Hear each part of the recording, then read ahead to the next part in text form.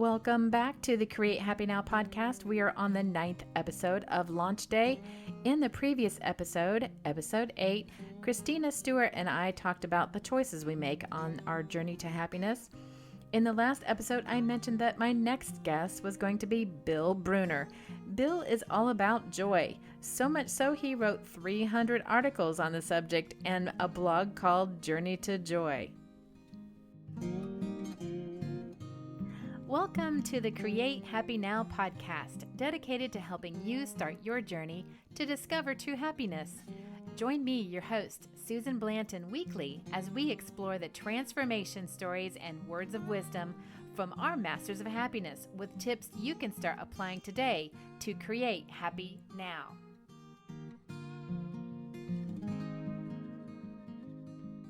I have Bill Bruner with me today. Bill has an award-winning blog called Journey to Joy and owns a travel agency called Heart and Soul Excursions. Bill enjoys helping bring joy to people any way he can, through hundreds of articles on the topic to helping people find the perfect getaway with a personal touch. Hey, Bill, I'm so glad that you're joining me today. Can you tell the listeners a little bit more about you? I just wish I would have learned what I needed to learn at a younger age. So I was a very bright kid. So I used my head in the beginning to figure out ways to get through things.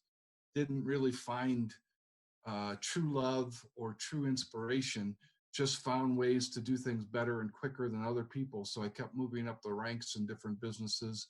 And it was never satisfying because it was never really what I wanted or what life was about. So, Bill, tell the listeners what they can do today to start their journey to mastering happiness and living a life of abundance, ease, and grace. And the solution is to be present in the moment. And a lot of people really don't understand that concept.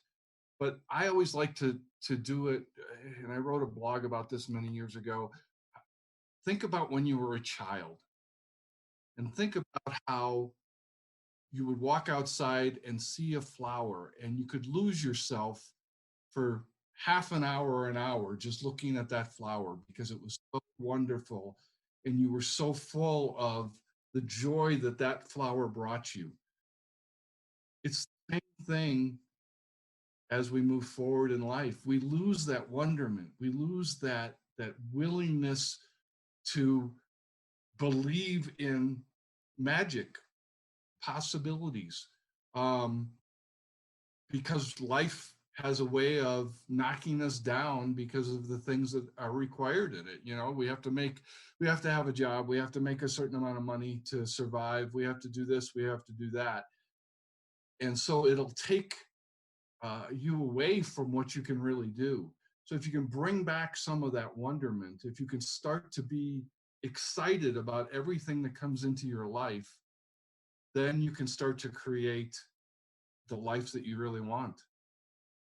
Well, absolutely. I mean, we're always mulling over what happened in the past or worrying about what's going on in the future, but you're not living in the past and you're not living in the future. You can only live right now in this very moment, and you might as well enjoy it, right?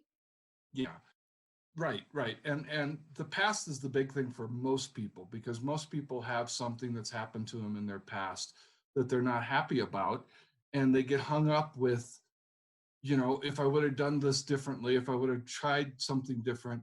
You can't change what happened. Okay, all you can do is move beyond it. And the way well, there a simple way that I like to do, if it's involving something from your childhood or from a person that you knew or something like that, I like to write a letter to the person or to the event that happened. Get everything down, how you felt, and the way it makes you feel still to this day, and then I light it on fire. Oh, that is so powerful.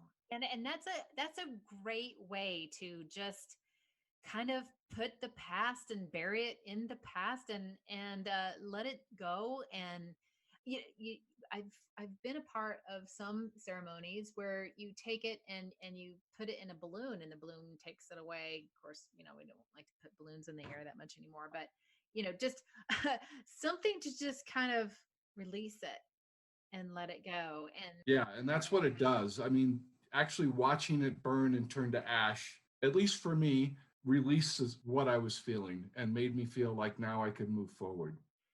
yes, I've had a lot of people say that even the bad things that had happened to them actually helped form them into the best person they are today, and that sometimes that's hard for people to swallow or accept. um And it's in that acceptance that you move beyond it. I mean, that's the thing, is you just have to realize that no matter how tough it was, no matter what you've been through, it's made you a better person because you went through it and you're on the other side of it now. So now you can create what you really want in your life to get back to reality. Um, it's up to you. You're the master of your own life. right, and you can get to a certain point where those pains and scars in the past are just, it's just a story like you're reading it in the book. You don't feel it anymore. You just recognize that it's there, it was there, and you learned from it, and it's not holding you down anymore. Yes, absolutely.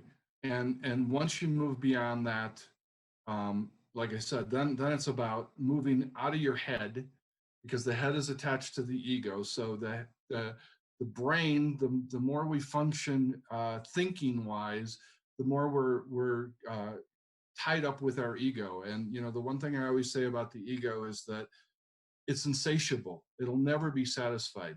So you can tell yourself, I want to be an Academy Award winning actor. If it's all ego based, even when you receive that award, the ego is going to say, well, now I want something else. That wasn't really what I wanted.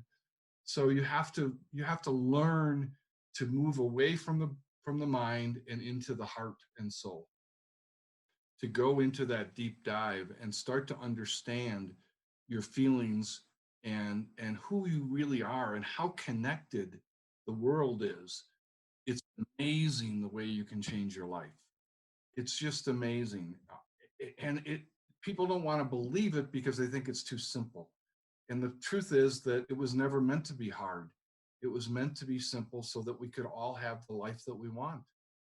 I wanted to give you an opportunity to let the listeners know where they can find you, either if they want to set up a trip or if they just want to read some of your articles.